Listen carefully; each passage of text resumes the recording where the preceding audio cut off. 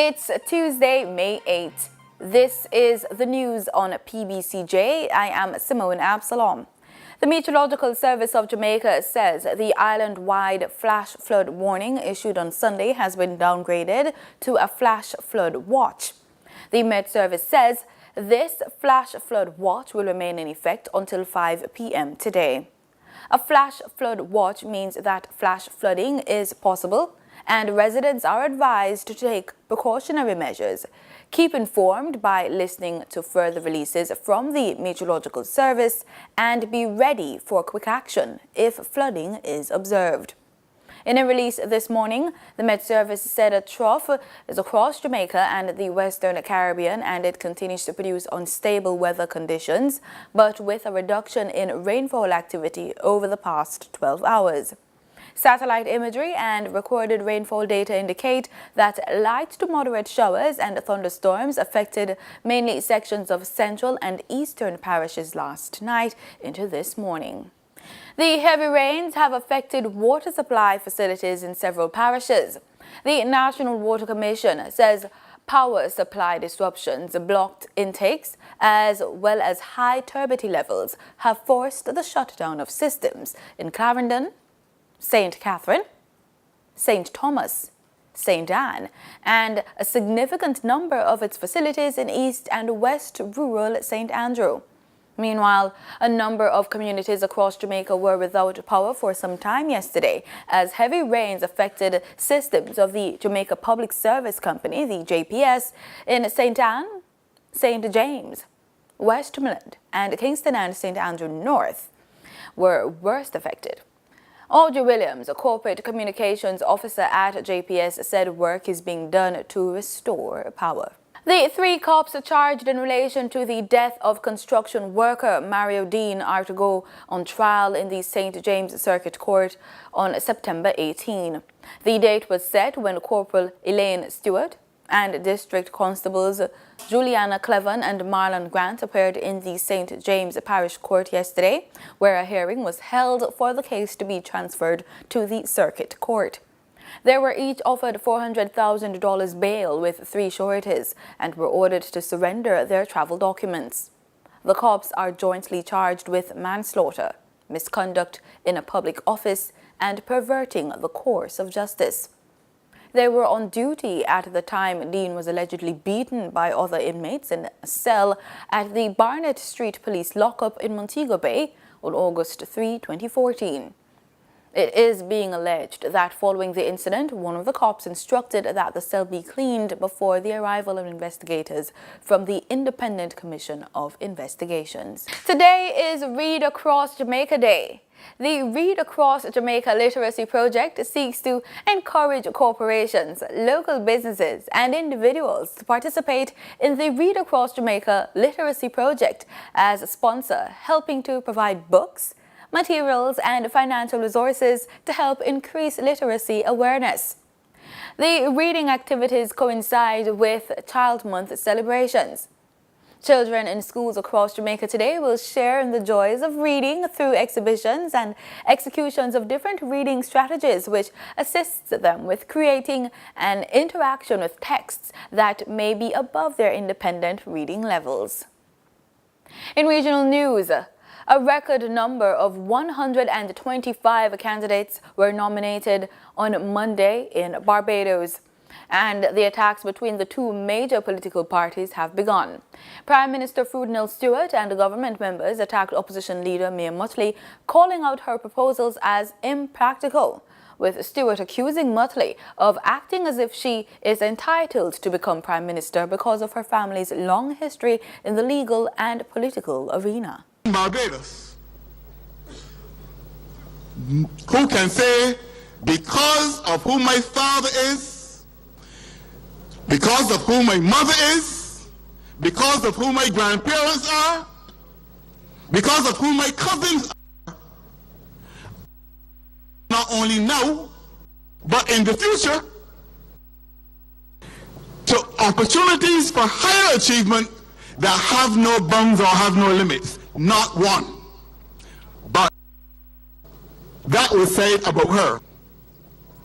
I looked on for the last 16 years to see where the commentators would come from to distance themselves from that kind of thinking, because Barbados has left that behind years ago. That is a set of thought processes that go back to the days of slavery. That doesn't belong to 21st century Barbados. We don't do things nowadays on the basis of bloodline. The Democratic Labour Party came into existence to end all of that. That is why we say that we wanted to create a just society in Barbados. Not who your father is, or who your mother is, or who your grandparents are, or who your cousins are. No. However, speaking to reporters on Monday after submitting her nomination papers, Muttley said that she will not be distracted by the personal attacks. I shall not be distracted by those who want to have other campaign tactics substitute for an election platform, but remain always focused on the fact that the only reason we are standing up in this centre today at this site in St. Matthew's School is because there is an election for persons to be elected to the Parliament of Barbados and by extension to the executive to be able to make a difference in the lives of these people. This country has gone and been hurled from crisis to crisis to crisis. None of us could ever have imagined that every institution, every sector, every group in this country has literally been hurled from crisis to crisis.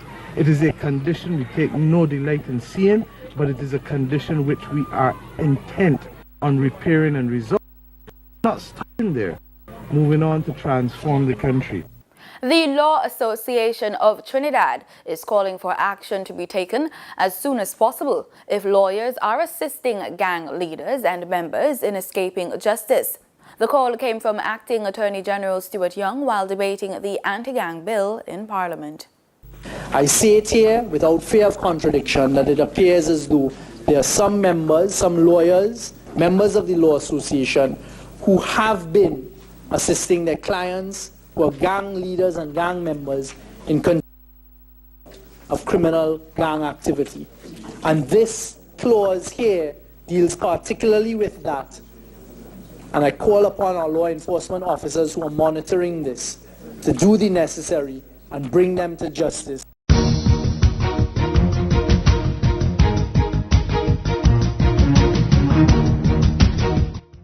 In sports, with the pressure of being the lone team to advance to the next round of the CONCACAF Caribbean Women's World Cup qualifiers mounting, head coach of Jamaica's senior reggae girls team, Hugh Menzies, believes their recent camp could not have come at a better time.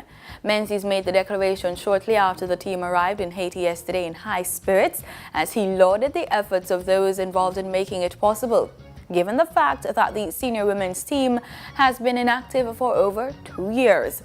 The one-week camp in Winter Springs, Orlando, which saw them gathering momentum ahead of their opening Group B qualifier tomorrow. Drawn in a group with Guadeloupe, Martinique, and hosts Haiti, 3 French-speaking nations, the Jamaicans will be hard-pressed to secure the crucial spot to the final round, scheduled to take place from July 21 to July 29. They will meet Martinique tomorrow, followed by Guadeloupe on Friday, before closing against Haiti on Sunday. In other news, a proposal from the Commonwealth Secretary-General, Baroness Patricia Scotland, for a Commonwealth Cricket Cup is gaining support from Guyana's President David Granger. We have more in this report. And that's the news. Do stay with us. The weather report is next.